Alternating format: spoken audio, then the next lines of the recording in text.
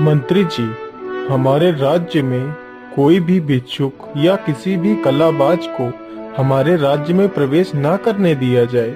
यदि किसी ने भी इस नियम का उल्लंघन किया तो उसे कड़ी से कड़ी सजा दी जाएगी।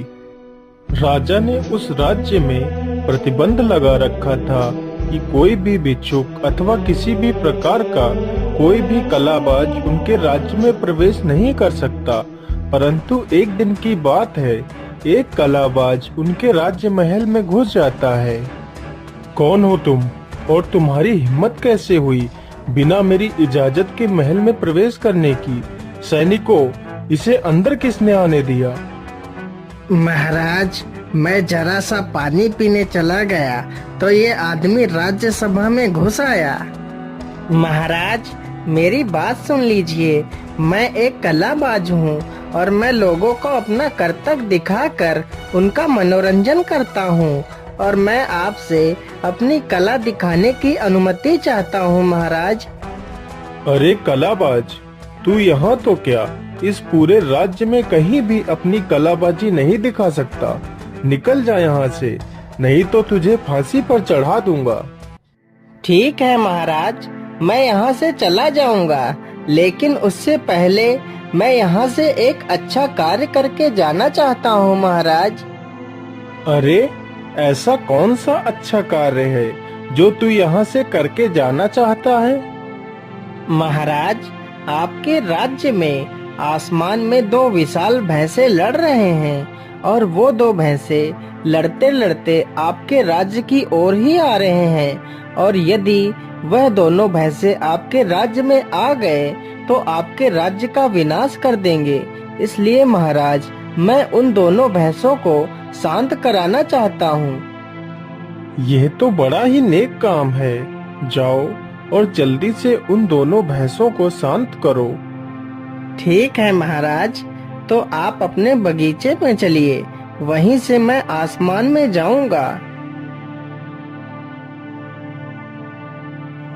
महाराज, मैं जा तो रहा हूँ, लेकिन मेरी पत्नी को कौन सुरक्षित रखेगा? अरे कलाबाज, तुम अपनी पत्नी की चिंता मत करो, उसकी सुरक्षा की जिम्मेदारी मेरी है। फिर वह कलाबाज एक रस्सी निकालता है और उसे आसमान की तरफ फेंक देता है और उसी को पकड़ पकड़ कर आसमान की ओर चढ़ने लगता है। मुझे लगता है अब वह कलाबाज आसमान में पहुंच गया होगा। कुछ ही देर बाद आसमान से कलाबाज का एक हाथ जमीन पर गिरता है। अरे राजा साहब, वह भैंसे मेरे पति को मार रहे हैं, उन्हें बचा लीजिए महाराज। लेकिन मैं आसमान में आपके पति को कैसे बचा सकता हूँ? कुछ ही देर बाद उसका दूसरा हाथ भी जमीन पर गिरता है। इसी प्रकार बारी बारी से कलाबाज का पूरा शरीर टुकड़ों में जमीन पर गिरता है। महाराज, मेरे पति को उन दो भैंसों ने मार डाला है। अब मैं उनके बिना कैसे रहूंगी? मुझे भी नहीं जीना है महाराज। मैं अपने पति के साथ सती होना चाहती हूँ। राजा के लाख समझाने के बाद भी वह औरत नहीं मानती है और अपने पति के कटे हुए टुकड़ों को लेकर चिता पर बैठ जाती है और उसी में जल जाती है। अरे ये क्या, इधर तो देखो जरा, वह कलाबाज तो नीचे उतर कर आ रहा है।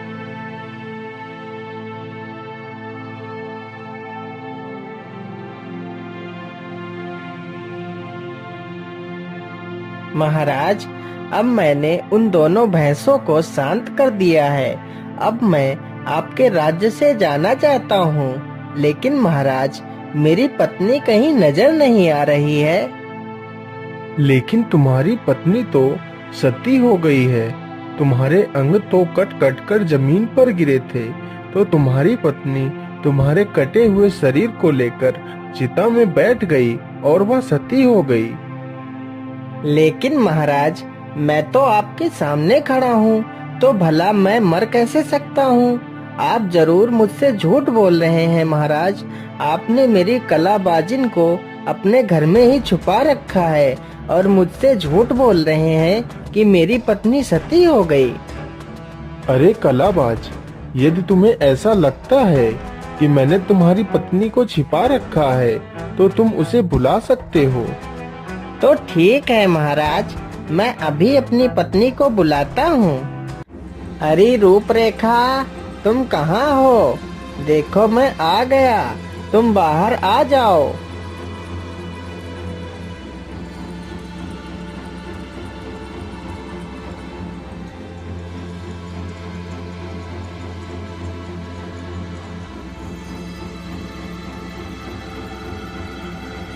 अरे हाँ हाँ, या तो कलाबाजिन ही है। मुझे तो मेरी आंखों पर यकीन ही नहीं हो रहा है। अरे ये क्या, या तो सचमुच कलाबाजिन ही है, लेकिन या तो जीवित है।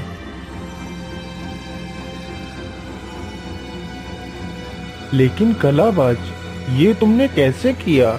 तुम्हारा शरीर तो मेरी आंखों के सामने कट कट के गिरा था और तुम्हारी पत्नी मेरी आंखों के सामने सती हुई, लेकिन तुम दोनों तो जीवित हो। ये तुमने कैसे किया कलाबाज? महाराज, यही तो हमारी कला थी जो हम आपको दिखाना चाहते थे। महाराज, हमने 52 विद्याएं सीखी है, जिन्हीं विद्याओं के दम पर ही मैंने आपको ये सारी कला दिखाई है।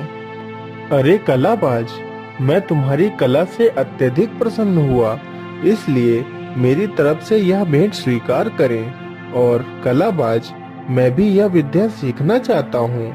मैं चाहता हूँ कि यह विद्या तुम मुझे सिखाओ। अवश्य महाराज, मैं आपको यह विद्या जरूर सिखाऊंगा, लेकिन यहाँ नहीं। इसके लिए आपको हमारे घर जादूपुरी आना होगा। वहीं पर मैं आपको ये सारी विद्याएं सिखाऊंगा। अच्छी बात है कलाबाज, मैं कल ही तुम्हारे घर आऊंगा और आपसे विद्या सीखूंगा।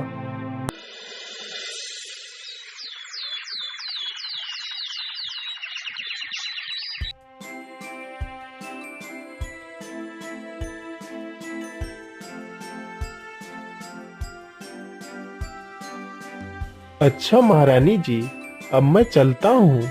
मुझे जल्दी से वह सारी विद्याएं सीखनी है। ठीक है महाराज, आप अवश्य वह सारी विद्याएं सीख लेंगे। जाइए महाराज।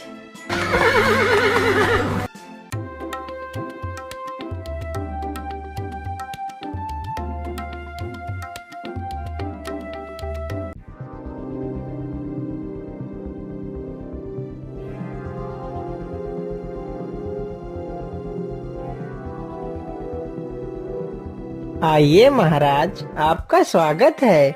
लेकिन महाराज, आप ये किसे लेकर आए हैं? आपको तो अकेले आना चाहिए था महाराज।